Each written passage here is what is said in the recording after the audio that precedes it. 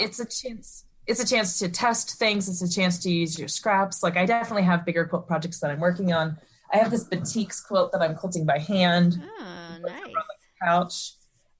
But that's a long process. And so what I do is generally like I'll work on something like the batiks quilt or whatever on weeknights. I work on my long-term projects if I have come up here on a weeknight, or as a reward if I got a lot of writing done. And then I will work on the smaller quilt projects if I have like a day off or a weekend. Sometimes like I took my husband down to Altoona to look at quilt shops down there last weekend. That was really fun. He liked it. He's very supportive. Oh, I like that. That's very nice. What are you going to do with all the small ones? That's what I can't figure out. What are you going to do with the tiny ones? Well, so sometimes I hang them actually. I can see some of them. Turn my computer a little bit. Yeah. So that's one that I made as a challenge. It's one of the ones that I actually posted on the JustWannaQuilt Facebook page when I did an intro post to my quilts. It was a challenge quilt that I did with the guild, and I liked it so much that I put a frame kind of behind it and I stitched it on so that it wouldn't really hurt the quilt proper. But I think in the big picture, I have a bunch of tissue paper and I'm just kind of planning to lay them out. I need to talk to some fabric conservators. Like in my line of work, I should know some fabric conservators to ask them what's the most neutral way to store small quilts. And then, I also give things away. I like to give small quilts to my friends, either something that I know will be meaningful to them or something that expresses something I was thinking about in their way, or just colors that I see that really express it. Because then if I could find a use for a small quilt, a person, like the particular quilt with the fence and all the funky layering that I did, I might give it to my neighbor. It's based on my neighbor's house. That's nice. So I might walk over someday and just say, hey, I made this quilt. It's based on your house. I don't know if you'd be interested. Otherwise, I'm keeping it. Hi. And on the copyright side, you can totally do that. So if there's something in architecture and you can see it from the street, you can create a photograph. You can make stuff from it. So just throw in a little copyright there because it's good to know that if they tell me I'm infringing their house, I can tell them to kind of get stuffed. Look, there's a really important part of the Copyright Act that deals just with this. I think it's like 118 or 121, or I don't remember. It's late in the day for me, so yeah. I'm mostly familiar with the library portions of the Copyright Act. Right, 108, right? Yes. We're going to do a really cool project, and we'll have to chat with you about libraries and museums and quilting. So we're just going to start. We're going to contact 100 museums and archives to get request permission for images. And then I hopefully going to ask people to choose an image and do something with it, be inspired by it. Oh, gosh. I love that idea. If it's in the public domain, you can use it. If it's under copyright, you can be inspired by it. That's the project that my students are working on, getting prepared. And then hopefully this summer, or once we get it up and running, you guys can all just do stuff. I would love that. The idea is inspired by art. So, in what way can you be inspired by something or pull bits out of it? And then that way I can teach you all copyright from using fair use or public domain or ideas or all the issues that come up. It's a way to think about it. So maybe we'll do it as small quilts. Maybe ask people to do small quilts because then, it'll be easier. I don't know. We haven't figured it all out. I think it'll be a lot easier as a small quilt for sure. And I would be like, it's the kind of thing that I can also think more sometimes at that scale. Like that batiks quilt I just showed you, speaking of copyright, actually, it's beautiful. It is. I saw a picture of one on Pinterest and I just made notes. I just, wrote out some notes and said, that's these two blocks. And if you put them together like this, and then you just keep putting the blocks together like this, voila, you have this quilt.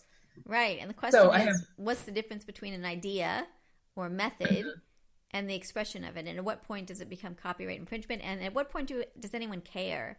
Because most of the time, nobody cares. Right? Yeah, this is for a friend. It is kind of commercial. It's slightly transactional. It's bartery. She gave me a treadle. That's okay. Wow. Which was really awesome. I know she did. And I said, can I pay you for it? And she said, actually, can you make me a quilt? That's so cool. And so we talked about it. And she is a very blue and purple and vivid person. And like her walls are turquoise. And I just said, you know what? I'm going to make you something beautiful with batik patterns and blacks because it'll fit in your house really well. Very cool. So when you make a quilt for somebody, we've talked to people about this a lot. I feel like it's not just the quilt. Like it's like you're actually quilting in love. I know that sounds really weird, but do you feel that way? Like when you're making the quilt, are you imbuing it with something? I think so. I think if I'm making it for somebody, then yes. I think I once described myself as piecing prayers. Yeah. Nice. Because and it kind of also depends on the occasion. For example, for this quilt, it's coming with like love, care, fond memories of their home, really. I've made other quilts where I feel like an intense sorrow for somebody because they've been having some difficulties, or an intense love because of something really awesome in their life that I'm trying to celebrate with the quilt. Do you feel like when you're quilting when it's sadness, that you're quilting in sadness, or you're quilting in love? Do you feel like it changes with the person? I think it's generally when I'm feeling sad about the person, it's generally more like hope that I feel that I'm putting into the quilt. Okay, I had one, I'm not going to say which one, but I had one once where I really liked the person. Then I committed to making a quilt, and then I just was really irritated at the person. And so I just felt like I was like quilting irritation. Like I was handing them a bundle of irritation, because like the entire, like the second half I was like, you are the most irritating thing, because of something they did. So I don't know. I may have given them a bundle of irritation. Like, I don't know. It made me feel weird. I felt guilty about it. Well, I hope nobody will look inside any of the quilts that I've ever made. Please don't. If you know me and I've made you a quilt, most quilts do not have something, but I have also been known to take a piece of fabric and either write something or even stitch something on it and slide it into the batting. And it just goes into the sandwich. Gonna see it. I like that. Yeah. It's like the little heart thing you put in the Build-A-Bear. Yeah, and it's normally some kind of like loving expression, like, made with love, or, I like that. Something very simple, but yeah. I feel like when I find... Nobody sees it. Go ahead, sorry. Oh, and I always kind of hope nobody sees it too. It's like, it's always a very personal thing. That's interesting. That's really cool. I always feel like when I see a quilt that's not like somebody gave us a quilt, the project a quilt, and it was like they didn't love it anymore, and I felt like it was almost like, abandoned love.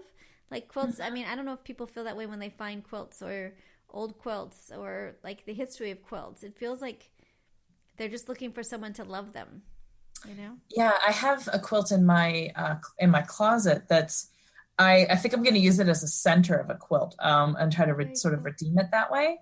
Because it was given to me originally by a friend who was hoping I could repair some of the issues with it. But that friend has since had an extraordinary falling out with their family, which is actually not that uncommon, but over issues of acceptance around their identity as an LGBT person. And are you going to reformat? You're going to repurpose it?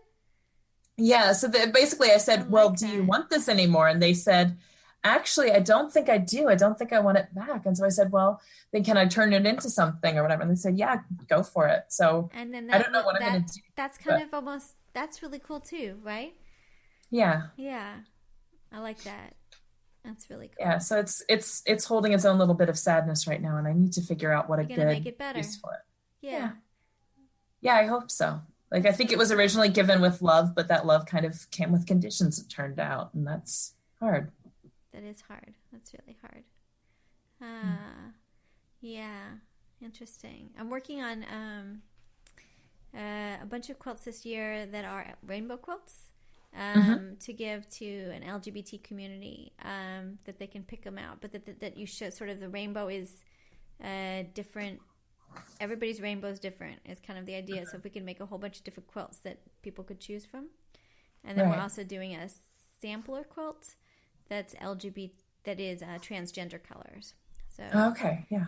So we're doing a bunch of that gender identity and quilting as one of the, I don't know, just became something to do. So, but the idea is gender stuff is really difficult. So I just felt like if you could have something that was yours and that you could cuddle with and you could wrap yourself around when the world isn't nice, that might be something. Oh my gosh, really? I'm just say hi. This is Ruth. This is a librarian and a quilter. Very good. Hi. Husbands who bring tea are awesome. I know. All right. So tell me a little bit about your interest in quilting history. Yeah. So I've been one of the things that comes with being a librarian is I have a large, pool of academic databases at my fingertips. And in fact, it's part of my job to use them and to find issues with them and to figure out how we can make them better for people. Oh my gosh, forgot. You're a librarian. Okay, that's like beyond cool. All right, so maybe you have to be okay, so are you finding stuff on quilting and history of quilting? Yeah, absolutely. I would love to be part of a reading group if we could think about key things. Like we could do a summer quilting reading group or something. It'd be so awesome. I've been collecting articles about, for example, the Gee's Bend quilters, and it kind of traces the history of how people have written about them too, which is this is huge. Also interesting. Okay, so here's the thing: we're potentially doing a conference in December on Gee's Bend here, and we're looking for people to come chat about it. So, do you think that if you wrote a piece about the sort of tracing the history of Gee's Bend through archival materials, and also the reality of who they are and who they really aren't, because I'm really interested in how people input sort of who they are. They've just become a thing, and I'm really curious how much their thing is really how do we write about them, and how does that change? Anything. And that's sort of what I'm reading about. So I'd be maybe interested in writing about the identity of how the identity has been constructed through different narratives and different people's writing about it. Because would that count towards your talent line? Maybe. Not really, but they would probably be like, that's sweet. Extra? It's an extra piece? Yeah, it's a bonus. It's a bonus piece. Yeah. I think that would be awesome.